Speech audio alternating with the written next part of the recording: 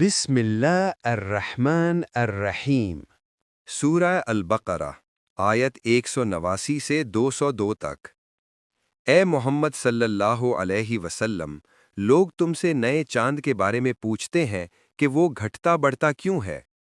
کہہ دو کہ یہ لوگوں کے لیے اوقات اور حج کے وقت کی پہچان کا ذریعہ ہے، اور نیکی اس بات میں نہیں کہ احرام کی حالت میں گھروں کے پچھلے راستوں سے آؤ، بلکہ نیک وہ ہے جو پرہیزگار ہو۔ گھروں میں ان کے دروازوں سے آیا کرو اور اللہ سے ڈرتے رہو تاکہ تم نجات پاؤ۔ اور جو لوگ تم سے لڑتے ہیں تم بھی اللہ کی راہ میں ان سے لڑو، مگر حد سے نہ بڑھو۔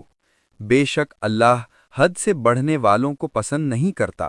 اور انہیں جہاں پاؤ قتل کرو، اور جہاں سے انہوں نے تمہیں نکالا ہے یعنی مکہ سے، وہاں سے تم بھی انہیں نکالو۔ اور فتنہ قتل سے بھی زیادہ سخت ہے، اور مسجد حرام کے پاس ان سے نہ لڑو جب تک وہ تم سے وہاں نہ لڑائیں۔ پھر اگر وہ تم سے لڑائیں تو تم بھی انہیں قتل کرو۔ کافروں کی یہی سزا ہے۔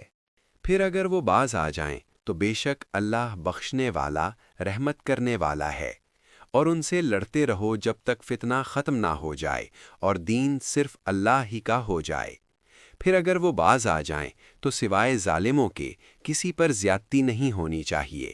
ادب کا مہینہ ادب کے مہینے کے مقابلے میں ہے، اور حرمت والی چیزوں کا بدلہ برابری کا ہے۔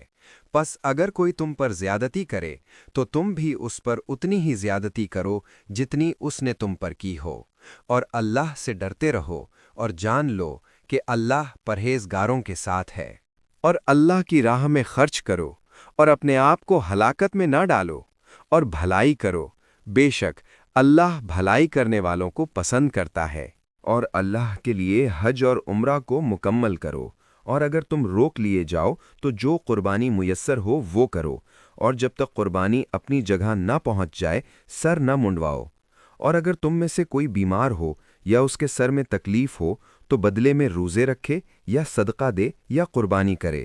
پھر جب تم امن میں آ جاؤ تو جو شخص حج کے وقت تک عمرہ سے فائدہ اٹھائے وہ جو قربانی میسر ہو کرے، اور جسے قربانی نہ ملے وہ حج کے دنوں میں 3 روزے رکھے اور واپس جا کر 7، یہ پورے 10 ہو گئے۔ یہ حکم اس شخص کے لیے ہے جس کے گھر والے مکہ کے رہنے والے نہ ہوں۔ اور اللہ سے ڈرتے رہو اور جان لو کہ اللہ سخت عذاب دینے والا ہے۔ حج کے مہینے معلوم اور مقرر ہیں، تو جو شخص ان مہینوں میں حج کی نیت کر لے اسے چاہیے کہ حج کے دنوں میں نہ عورتوں سے شہوانی تعلق رکھے، نہ گناہ کا کوئی کام کرے اور نہ جھگڑا کرے۔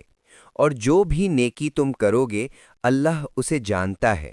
اور سفر کا ذخیرہ ساتھ لے جاؤ، بے شک بہترین ذخیرہ تقوی ہے۔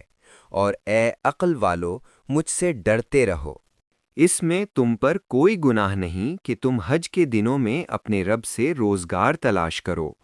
پھر جب تم عرفات سے واپس ہو تو مشعر حرم یعنی مزدلفہ میں اللہ کا ذکر کرو، اور اس طرح ذکر کرو جس طرح اس نے تمہیں سکھایا ہے، حالانکہ اس سے پہلے تم ناواقف تھے۔ پھر جہاں سے اور لوگ واپس ہوتے ہیں تم بھی وہیں سے واپس ہو، اور اللہ سے مغفرت مانگو، بے شک اللہ بخشنے والا، رحمت کرنے والا ہے۔ پھر جب تم حج کے تمام ارکان ادا کر چکو تو منی میں اللہ کو یاد کرو جس طرح تم اپنے باپ دادا کو یاد کیا کرتے تھے، بلکہ اس سے بھی زیادہ۔ پھر لوگوں میں سے کچھ ایسے ہیں جو کہتے ہیں اے ہمارے رب ہمیں دنیا میں ہی دے دے، اور ایسے لوگوں کا آخرت میں کوئی حصہ نہیں۔ اور کچھ لوگ ایسے ہیں جو کہتے ہیں اے ہمارے رب ہمیں دنیا میں بھی بھلائی عطا فرما اور آخرت میں بھی بھلائی عطا فرما، اور ہمیں دوزخ کے عذاب سے بچا۔ یہی لوگ ہیں جن کے لیے ان کے اعمال کا حصہ تیار ہے، اور اللہ جلد حساب لینے والا ہے۔ اس سورہ کی باقی آیات بہت جلد آپ کے لیے اپلوڈ کی جائیں گی انشاءاللہ۔ مزید صورتوں کو سننے اور سمجھنے کے لیے ویڈیو کو لائک کریں، اپنوں کے ساتھ شیئر کریں، اور چینل کو سبسکرائب کرنا نہ بھولیں۔ جزاک اللہ خیرہ۔